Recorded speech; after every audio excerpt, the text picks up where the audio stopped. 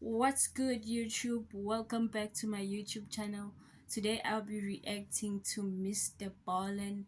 If you find this treasure map, don't follow it. But we know that someone followed it, obviously. That's why we're here. That's why we're going to be reacting to this story because someone followed the map, obviously.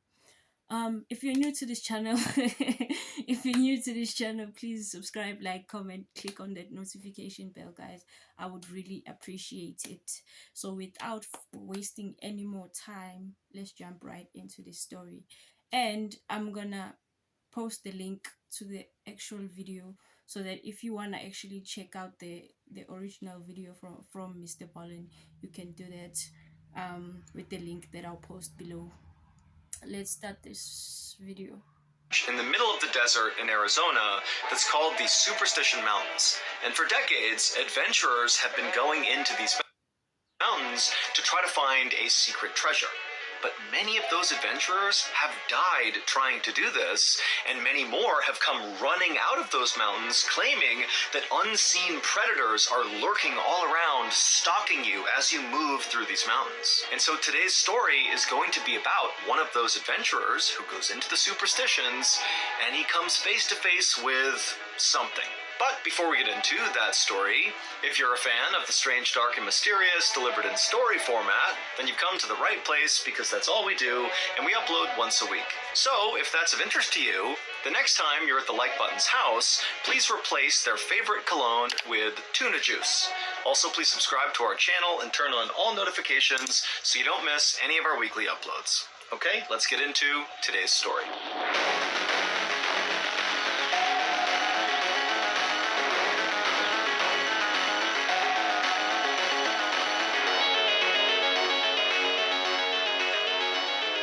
Late on the afternoon of June 14th, 1931, a 59-year-old man named Dr. Adolph Ruth climbed off his donkey that he'd been riding on for hours through the Superstition Mountains in Arizona. Once he was off the animal, the doctor shook his legs to work out the cramps, and then he just took in the scenery all around him, and as he did, he smiled. Now, to the average person, what Dr. Ruth was seeing in front of him would look very impressive. There were all these jagged peaks on either side of him that jutted straight up into the sky that almost looked so steep they couldn't even be climbed, and this mountain range was cut through all over with all these twisting and turning canyons that almost seemed like a maze. Also, high up in these mountains were all these caves where people used to live, but now they were abandoned. In fact, today, if you were to travel through the Superstition Mountains, you could go days without seeing another person, and that was true back in 1931 when Dr. Ruth was there. But Dr. Ruth knew that where he was standing right now, between two towering rock walls, was not just a regular desert canyon. This particular stretch of desert was about to make Dr. Ruth a very rich man. He was going to be the very first person to actually find the Lost Dutchman gold mine. The same Lost Dutchman gold mine that had claimed the lives of hundreds of other treasure seekers who had come into the Superstition Mountains. It's crazy to me how somebody be thinking, I can do this. I can be the first person to go find this treasure, like, and nothing would happen to me.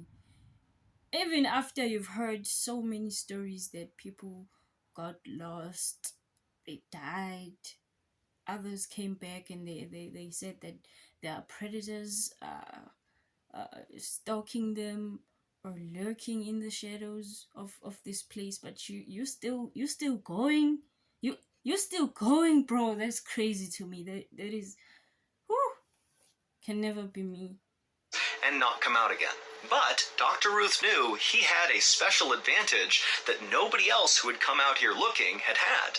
He had a treasure map that was going to show him where this treasure was, and he knew it was right nearby.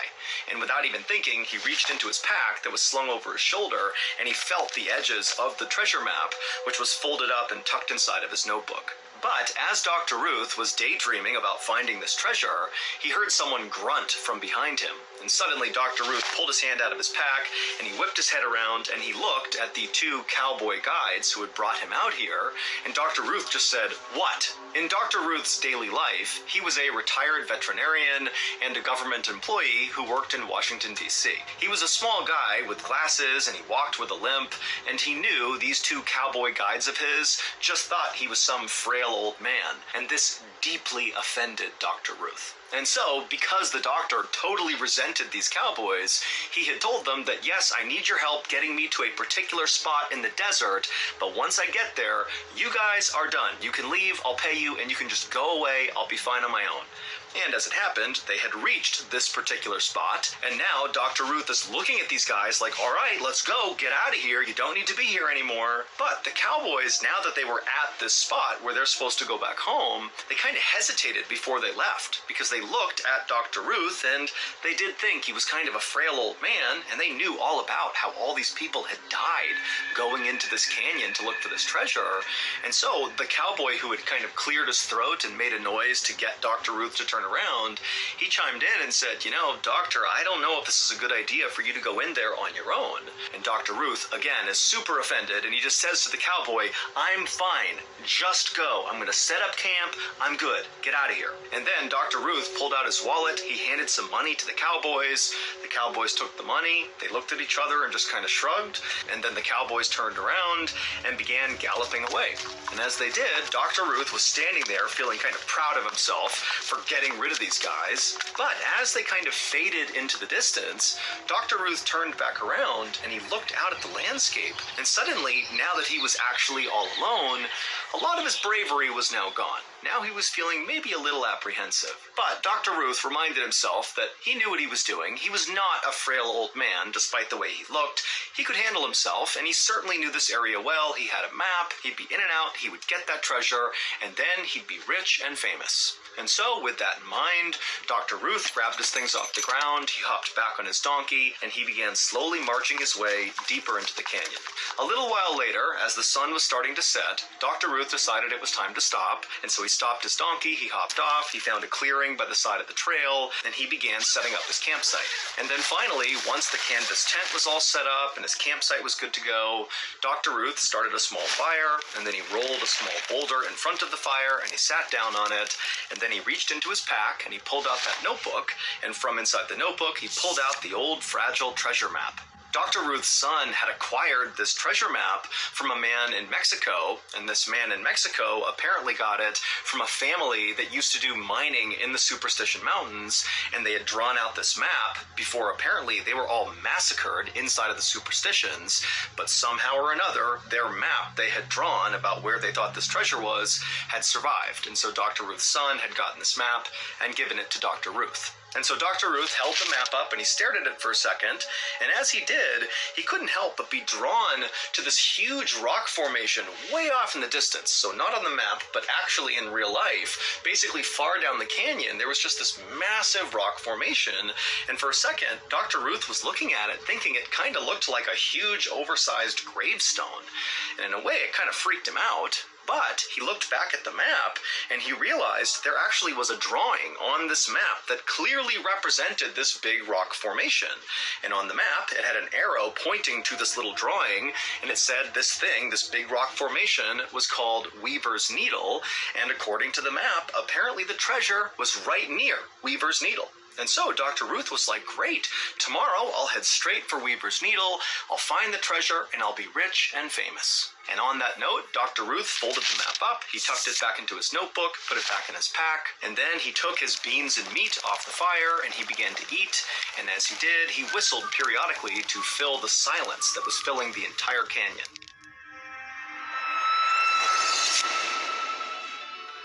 Back when I first started Mr. Ballen, I feel like this guy is just trying to put this thing of people who went missing, died, and all those things that happened in this mountain at the back of his head, and he's trying to be optimistic, like I can do this, nothing's gonna happen, like nothing, you know. He's trying to hype himself up in a way, like with the whistling and trying to fill out the silence. That's him actually being scared of actually being there.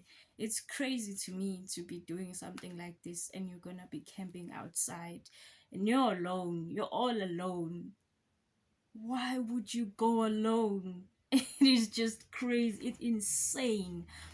I would never do such a thing. Like, I would rather take somebody, and whatever happens, I have someone who's gonna like back me up and be like, yes, yes, I heard something. Yes, no, what, yeah. You see those kind of things. So when I'm alone, who's gonna like pull me back into reality, bro? No. So early 2020, I was doing all my work out of this room in the back of my house in Pennsylvania that was basically like a shed. It definitely was not up to code. Whoever had owned the house before us had built this kind of ramshackle room off the back of the house, and that became my studio. And I remember, since there was no heat in there, at night I would have to turn on my space heater as hot as it would get and let the room heat up, but then I would have to turn off the space heater because it was so noisy I couldn't record with it on, and then rush through my recording before it got so cold that I was shivering in the recording. And so really, like, there is a very humble beginning to the whole Mr. Ballin thing, but now, I mean, we have blossomed into a full-blown studio, Ballin Studios, with nearly 40 full-time employees. And I only say this because I want you to know that it's really only because of you that any of this has happened. And so I do not take that for granted. I want you to know that as we grow, I want to continue to bring you the best possible immersive storytelling I possibly can. And that brings me to why I'm here today. Well, we have been very lucky to secure a partnership with a masterful storyteller named Rodney Barnes. Rodney Barnes is an award-winning writer, director, producer, comic book creator, and he's made all these genre-defining horror stories about vampires and demons and the occult. And now Rodney Barnes and Ballin Studios are partnering up to make a brand new show hosted by the iconic Rodney Barnes. The show is called Run Fool, and the trailer has already been released. So please, right now, go to wherever you get your podcasts and look up Run Fool and listen to the trailer and get ready for us to drop the first couple of episodes. And those first 2 episodes of Run Fool will drop on Tuesday, November 14th, and then every Tuesday there on out, you will get a brand new Run Fool episode. Thank you all so much, and I can't wait for you to experience the masterful storytelling of the one and only Rodney Barnes. Again, his new show is called Run Fool. I'm gonna check that out. Finish with this video. By the time Dr. Ruth was done eating his food, it was totally dark inside of this canyon, like completely pitch black and silent. And as the doctor was kind of taking in this moment of absolute darkness and silence, he was startled by a sudden sound coming from high up one of the canyon walls. It sounded like hooves marching on stone, and it kind of echoed through the whole canyon.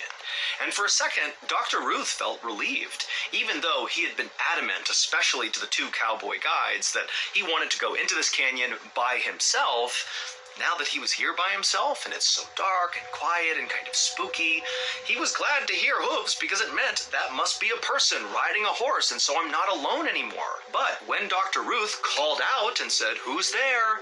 there was no response, and there were no more hoof sounds. It just went totally quiet again. And then, from all over the canyon, all Dr. Ruth heard was the yipping and howling of coyotes everywhere. By this point, Dr. Ruth couldn't help it. He felt terrified, and suddenly all he was thinking about were all the stories he had heard about unseen predators lurking in the shadows. Just like I was saying before, like, this guy tried to put all of these stories in the back of his mind, and now that he's all alone and it's dark and he's hearing things, they come back, their stories come back, and you're constantly thinking about them. You're scared now. I would be freaked out. Even he's freaked out. Like, who wouldn't be freaked out being all alone in such a place? And now you're hearing animals and horses, like there are horses, but there's no horses there. It's crazy. Stalking people who come into this canyon. And so Dr. Ruth decided, you know what, I'm just going to bed. And so he extinguished his fire, he packed up his things, and he went inside of his tent, and he laid down inside of his bedroll. And even though he knew he really wasn't actually safer in here, all he had was, canvas tent material protecting him from the outside world, but mentally, being inside the tent, he just felt safer. And so Dr. Ruth would lay in his tent in the total darkness, kind of on edge for a while, wide awake, listening intently for more hoofbeats or something out there. But there were no more sounds, the night remained silent and dark, and eventually Dr. Ruth fell asleep. But in the middle of the night, Dr. Ruth suddenly woke up, and it was totally dark and silent, and he sat up, and he looked out of his tent. The flap was open, and at first, he couldn't see anything. It just seemed like darkness out there. But then he realized, moving around very slightly, pretty far away from his tent, but not that far away, were two eyes staring at him, unblinking, just staring directly into his tent. And Dr. Ruth, his heart started to race, and he's realizing that an animal, a person, something is right there. And so Dr. Ruth, he was about to yell out when suddenly the eyes blinked and vanished. Dr. Ruth fumbled for his gun, and he drew it, and he aimed it out of the tent, and he yelled, "I'll shoot if you come back, I'll shoot!" But there was nothing. Dr. Ruth would... Oh my God. I would be petrified at this point. I would... Oh my God, I would be so petrified.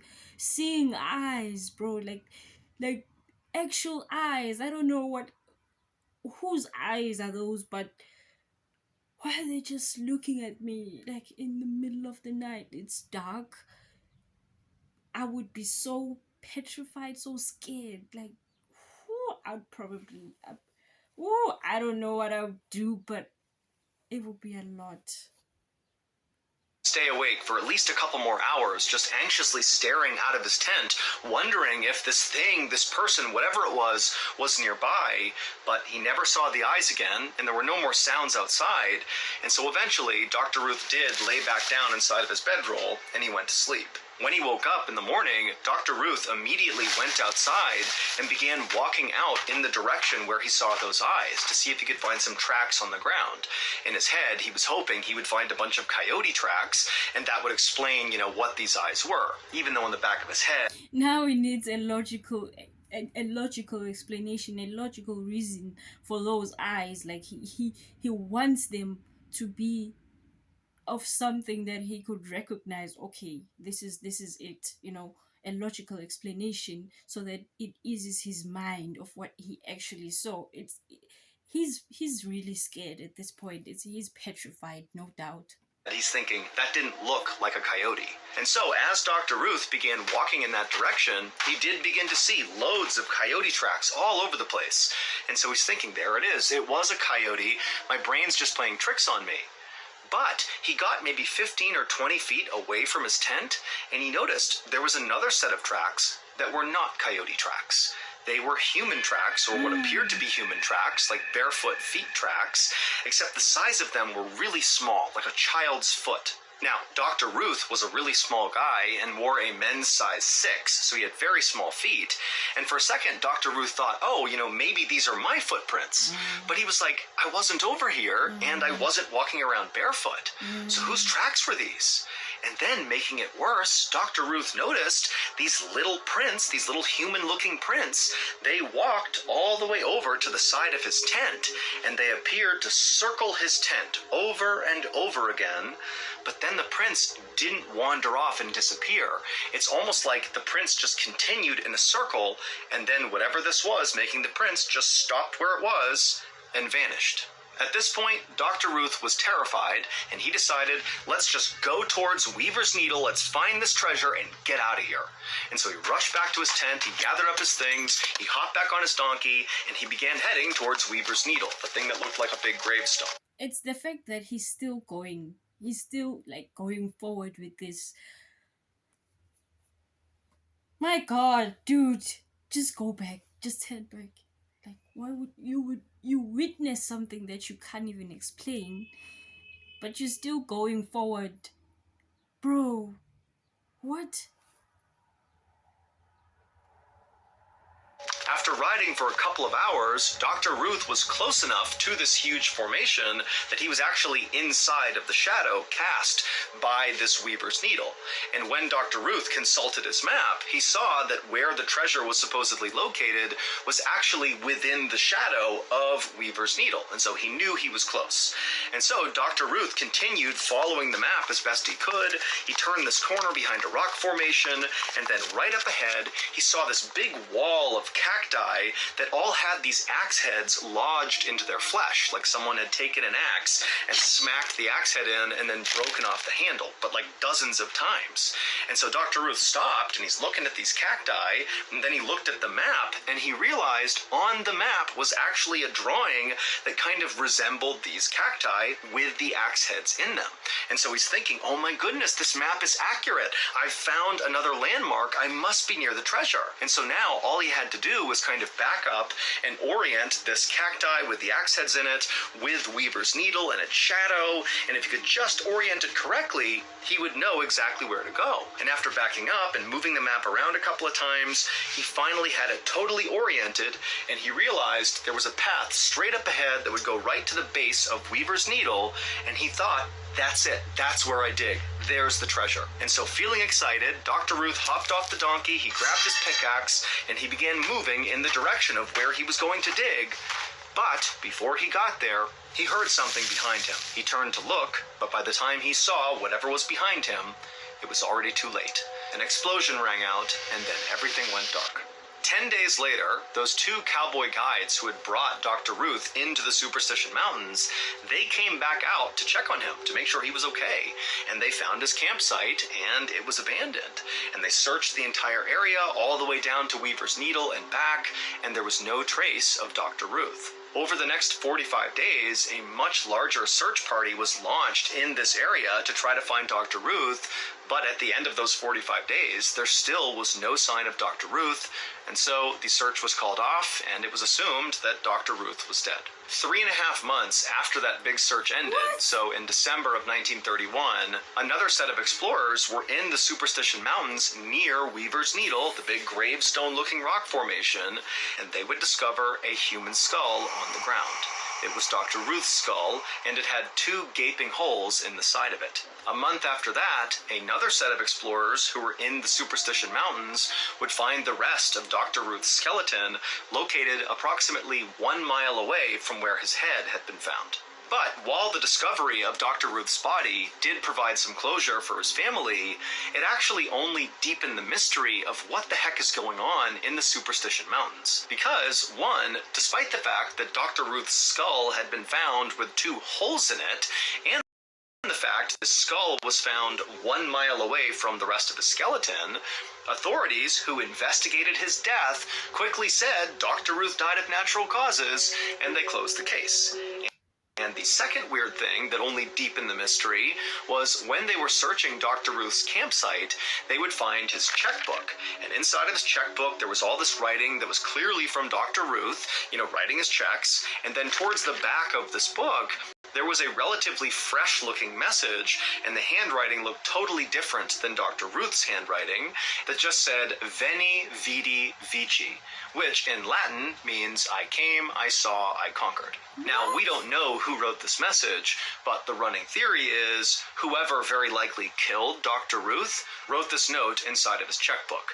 But we don't know why they wrote this note. Now, eventually, people began to think that because of this note that was in his checkbook, that suggests that maybe Dr. Ruth really was on the precipice of actually finally finding this treasure, and maybe the stories were right about the Superstition Mountains, that something lurks in the canyon protecting this treasure, and when it saw Dr. Ruth was about to take the treasure, this thing killed Dr. Ruth to stop him, i.e. they came, saw, and conquered Dr. Ruth.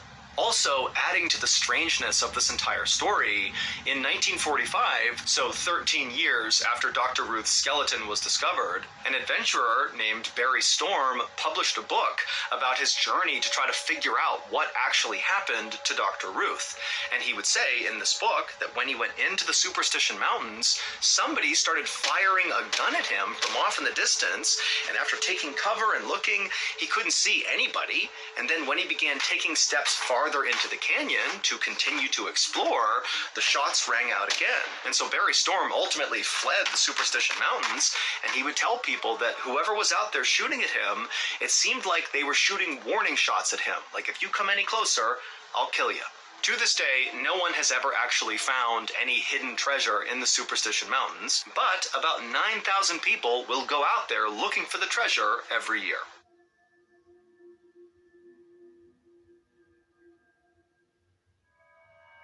During the late 1970s, the inhabitants of Scotland's largest city were subjected to a series of terrifying encounters with a hideous nocturnal entity, whose incessant twitching and animalistic grunting put the fear of God into those who encountered him. This week, we take a look at the Gurning Man of Glasgow. Bedtime Stories. So that's gonna do it. If you enjoyed today's story, be Bro, like that left me with many questions. Like, what happened? What happened, bro? What? So he died. This is a lot. This is why I wouldn't go there. I wouldn't do anything like this. Whoa, bro, like what the hell? I'm actually thinking it's somebody who killed him. Someone killed him. It's weird. I don't wanna speculate, but it was a lot. I wouldn't do such things. My God. So guys, for those of you who haven't done it, please subscribe, like, comment, click on that notification bell, guys. I would really appreciate it. And I will post the link to Mr. Ballen's original video for those of you who wants to check it out for themselves. Peace. sure to check out our podcast called the Mr. Ballen Podcast.